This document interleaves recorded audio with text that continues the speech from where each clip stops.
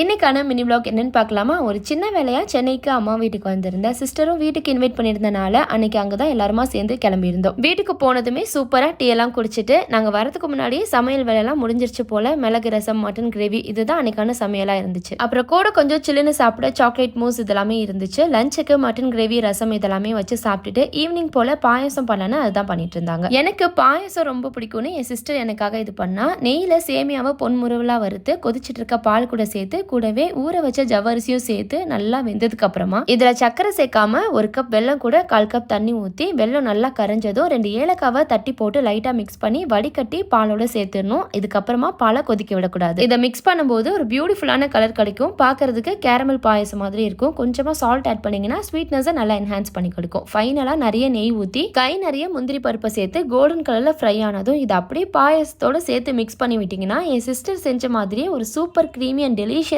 Jaggery பால் பாயசம் தயார். Evening போல சுட சுட குடிக்க செம்ம கிரீமியா சூப்பரா இருந்துச்சு. நைட்டு டின்னருக்கு தோசை கூட பீனட் சட்னி பண்ணலான்னு அதுதான் பண்ணிட்டு இருந்தேன். ஒரு கப் ரோஸ்டட் பீனட்டோட தோலை நல்லா உதித்து மிக்சர் ஜார்ல சேர்த்து 2 வெங்காயம், 6-7 காஞ்ச மிளகா, 1 இன்ச் புளி, கொஞ்சமா உப்பு சேர்த்து தண்ணி ஊத்தி நல்லா ஃபைனா அரைச்சு வச்சுட்டு அதை தாளிச்சு விட்டா பீனட் சட்னி தயார். வீடியோ பிடிச்சிருந்துச்சுன்னா share running like and subscribe பண்ணிக்கோங்க. பாய்.